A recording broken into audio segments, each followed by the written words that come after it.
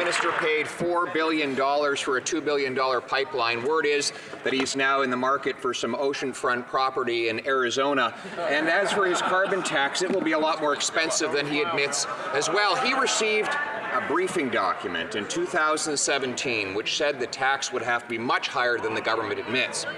Based on other government figures, it could be as high as $300, which translates into a $5,000 per year bill for a family of four in Canada. So will he tell us now what is the full and final price of the Liberal carbon tax? The Honourable Parliament Secretary to the Minister of the Environment.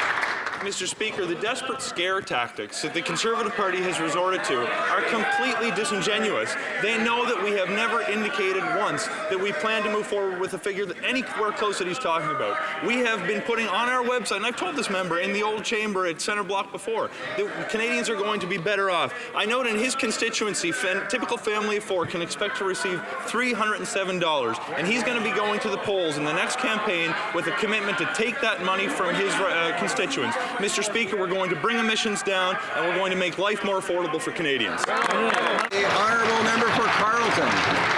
So that's the Liberal trade-off. We'll give you a $300 check before the election for a $5,000 bill after the election. Now he suddenly disputes these numbers. In the year 2022, the tax rate is scheduled to go up. The minister has admitted that, the government documents have admitted that, and everyone else knows that it's true. The fact is they won't tell us by how much it will go up. The only figure that we can find in government documents is $300, and that translates into a $5,000 a bill. If that's wrong, what is the real price? The Honourable Parliament Secretary to the Minister of the Environment. Mr. Speaker, I'm glad the honourable member opposite has the same confidence I do that we're going to be in government after the next election.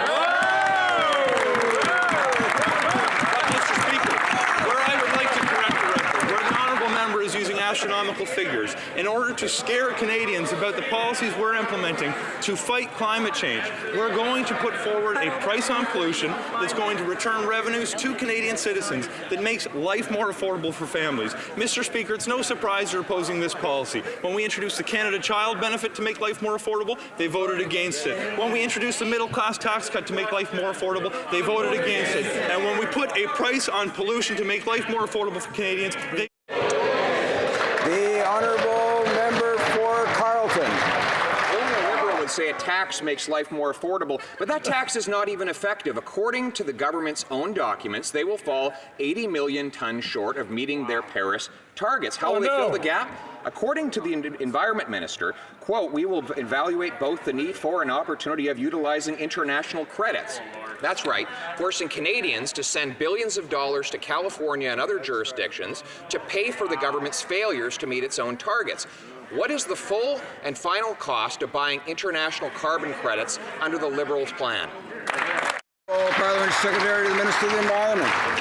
Mr. Speaker, just to correct the record, the way that our system is going to work is we're putting a price on pollution and returning the revenues to citizens. 8 out of 10 Canadian families can expect to be better off, and the honourable member's constituents will receive in excess of $300 at tax time. Mr. Speaker, we are moving forward with a plan that doesn't just include a price on pollution to bring our emissions down. We're also making historic investments in public transit. By 2030, 90% of our electricity is going to be fueled by renewable resources. Mr. Speaker, we are phasing out coal. It's over 30 years in advance of when the Conservative government would have. The reason they start throwing unfactual information forward is because it's been 277 days. And The Honourable Member for Carleton.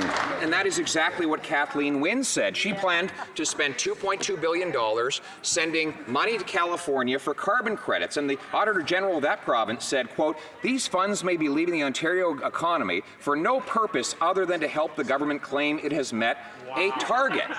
Now we know where the carbon tax money will really go, outside of this country. So will he confirm how much will Canadians spend buying foreign carbon credits under the government's plan? Parliament Secretary to the Minister of the Environment. I've said a number of times now, Mr. Speaker, that Canadians can expect to be better off as a result of our plan. It's clear the honourable member doesn't believe me, so I direct him to the testimony that was given by Mark Cameron, Stephen Harper's former Director of Policy. If he doesn't accept him, I direct him to Doug Ford's Chief Budget Advisor, who's told us previously... Sorry, there's just way too much noise. The questions have been put, and I'm sure that all honourable members will be interested to hear what the Parliamentary Secretary has to say, but it's just a little bit too loud for members to hear that. So we're going to go back and let the Parliamentary Secretary to the Ministry of the Environment finish up his comments, and then we'll get on to the next question. Mr. Speaker, I'm glad you've given me the opportunity to provide some further information, because it's not just me who's putting this information forward. As I mentioned, Stephen Harper's former Director of Policy supports our plan. Doug Ford's Chief Budget Advisor has said the single most effective thing we can do to transition to a low-carbon economy is to put a price on pollution. Mr. Speaker, last year's Nobel Prize winner in economics has won the Nobel Prize for developing this kind of a plan. 47 economists, including former chairs of the Federal